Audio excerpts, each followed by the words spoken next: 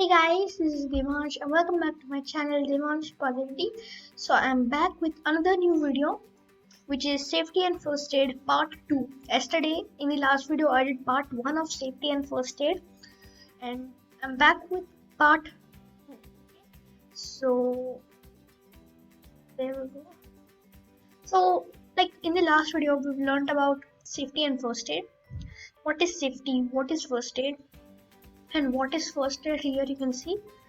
And first aid for burns. First aid in case of cuts and scratches. Now we're gonna learning about first aid for nosebleeds. Nosebleeds are pretty common in summers. Okay. So it's written here already. Nosebleeds are common in summers. For me also, it's common in summers. Like in summers, I get nosebleeds like so many times. Very common for me. So comment down below if your experience about nosebleeds. Okay, and nosebleeds are common in summers. It occurs when small capillaries in the nose burst. Okay, so this word capillaries, we'll go there just in a moment. Okay, so first thing you have to do is make the person lie flat on his back. Like if he or she is getting a nosebleed, you could tell him or her to lie on the bed facing upwards. Okay. Next thing is, second thing, pinch the bridge of the nose and put ice on it. Bridge of the nose means right here. See, right? That's the bridge of the nose. And after pinching, put some ice on it. Okay. Then the third thing is pour cold water on the head. And first of all, this third step may seem a bit weird, but it actually works. These three things to follow, you have to follow when somebody gets nosebleeds, okay? The next one is first aid for fractures. Fracture is very painful, okay? So, first aid for fractures. What to do in case of fractures, okay? A crack or break in the bone is known as a fracture, okay? As you know it, a crack or break in the bone is known as a fracture. First thing is, make the person calm and make him or her comfortable. Make him or her comfortable, that's it. Okay, then calm. Make him calm, like him or her calm. Because it would pain a lot, right? So, make him or her comfortable and calm. And the second thing is, put a flat object below the fracture, like a cardboard. Like, if there's a fracture in the hand, like under that, put a cardboard or a notebook, which is called as splint. Okay, splint. And tie a cloth around it, which is called as sling. Okay, so this under the support is called splint, and the cloth tied around is called as sling. Remember these terms, splint and sling. And the third one is go to the doctor, of course. Okay, so let's go to the last slide. And I was talking about the word capillaries. The word capillaries means minute blood vessels. Okay, minute blood vessels anywhere in your body, in your nose. Okay, anywhere. Okay, capillaries in the nose, when they burst, nosebleeds occur. So this is called as capillaries. And the more two terms are splint and sling. What is a splint? The support under the fracture is called as splint. And what is the cloth tied around the fracture? It's called sling, not around. Like if it's on your hand, you tie it around your neck, right? So that's called sling. Splint, sling, and capillaries. These three terms you have learned today. Okay. Then the third thing for fractures is go to the doctor. Of course, fractures should be actually treated by the doctor. And these both are just the first aid steps. Okay. So this one is sprains. What are even sprains? While walking or exercising, we suffer twists around the joints called sprain. Okay, twists around the joints are called sprain. Okay? This main thing, like while walking or while exercising, many people have been suffered by this. Me too, not many times, just one or two times, which is called sprain. Suffer twists around the joints. Okay, what are sprains? Again, I'm telling you, what are sprains? While walking or exercising, while doing any work, we suffer twists around our joints, which is called as sprain. Okay, now first thing you have to do is rub an ice pack to reduce the inflammation. I'll come back to this word again, inflammation. Okay, to reduce the inflammation as the injured part actually swells up. In sprains, the injured part swells up. Okay, just rub an ice pack slowly to reduce the inflammation. Okay, and the second thing is apply a painkiller and do not rub. Right, as I told you in burns, in part 1 I told you about burns. If you rub it too hardly, it will pain, right? So in sprains also the same thing happens. Apply a painkiller but do not rub. If you rub, so much pain occurs, right? The victim suffers so much pain, so that do not rub. Apply a painkiller but do not rub, right? Third one is tie a bandage to move the joints into their place. Okay, tie a bandage. Okay, not too tightly, but just firmly. Tie a bandage firmly, because the joints will join again. Okay, into their place. They will come into their place again. So not too hard, not too tightly. Okay, not too loose. Just tie it firmly. Okay.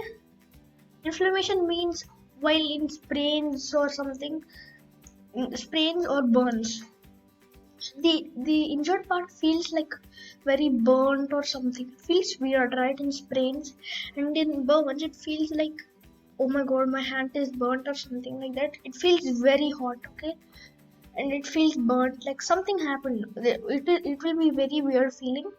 So that feeling is called inflammation. Okay, in sprains also the same thing. In sprains becomes like something weird happened, something like burnt or something. To reduce the feeling, to reduce the inflammation, that's called inflammation, as the injured part swells up, right? So now this is done. As I told you in part 1 ending, okay, I told you that there is one word, there is one term which we use in case of sprains. You have to follow those terms, right? So that term is called riser. Okay, I repeat again, what's that term? That's called riser. Okay, and you would ask that if we have this riser term to use in case of sprains, why do we need these three things? These three things are for like the people who do not know like what is riser. If you have the knowledge of riser, that's no problem. Only to use these things. Okay, and yeah, so we're going to learn about riser. So you have the knowledge of riser. Okay, so first, riser. R for rest, I for ice, C for compression, E for elevation, R for referral. Okay, now first one is rest, right? R, rest. Don't move, just rest the injured part. Like while you're exercising, like just for example, but don't go outside or anything. Just an example, if you're in the park outside your house, like if you exercise, you get a sprain. Not many times, just there's a less chance. Okay, you would get sprains, right? Now if you're in the park, will you run from there and come to home? No, never. Just rest on the bench. If there is no bench in the park, just lay on the ground, just rest. Okay, don't do anything. Okay, just rest the injured part. Now the second thing is ice. After some pain is gone, or like if still the pain is not gone, after the pain is gone, you could go to your home, put ice on it. Okay, on the injured part. If still it's paining so much, just call somebody and tell them to bring an ice pack and put it on the injured part, and because of that the pain will reduce a bit. Okay, so first is rest, second is ice. Okay, use an ice pack to reduce pain. Now the third one is compression. Bandage the area firmly. I told you about this. Bandage the area firmly, not too tightly, not too loose, right? In the last slide I told you, and that's the same thing, that is only called compression. Okay, and the fourth one is elevation. E for elevation. Elevate the injury by putting a pillow below or any other type of thing. Okay, elevate it over your heart, over your chest. Okay, but there is no I mean, like, there's no matching with this and the heart. Okay, just elevate the injury above your heart by putting a pillow below. Okay, the the last one is, I'm sorry, not fourth one, the last one is, the fifth one is R. Again, referral. Okay, referral. Take the victim to the doctor. The doctor may give the victim some x-rays. Okay, x-rays or some ultrasounds or something. Okay, or some scans and everything. So make sure to take the victim to the doctor. Okay, so this is riser. Okay, so now repeat with me. R for rest, I for ice, C for compression, E for elevation, R for referral. Please don't forget this, guys. These terms are like, things are very very important. Okay, like if somebody gets a sprain, what do? You don't know, right? You don't have the knowledge. So that is why I'm teaching you this. Okay, so do this now. Okay, this is animal bites. So I'll go back again. Sprains, this, and ricer. Okay, ricer. R-I-C-E-R. R for rest, I for ice, C for compression, E for elevation, R for referral. Okay, so let's move on to animal bites. Right, let's move on to animal bites. Animal bites. What are animal bites? Like if some kind of animal bites you, that's called animal bite. So animal saliva may have a deadly disease called rabies. I think many people have heard about this many times. Rabies, R-A-B-I-E-S, rabies disease. If you have not heard about this, this is a very very deadly disease. Like, for example, if a dog bites you, if a cat bites you, any kind of animal bites you, there is a little chance that you could have rabies. You should definitely go to the doctor, but we should follow the first aid steps before that. Okay, so first step is wash the area with water and soap 3 times. Why 3 times, Devansh, you would ask? You would ask that why every time for burns and everything, just have to do 1 time. Why 3 times, 4 times? To remove the saliva of that animal. Okay, as it is said, animal saliva may have a deadly disease called rabies. In that saliva only, not in that animal, in that animal saliva only, there could be rabies.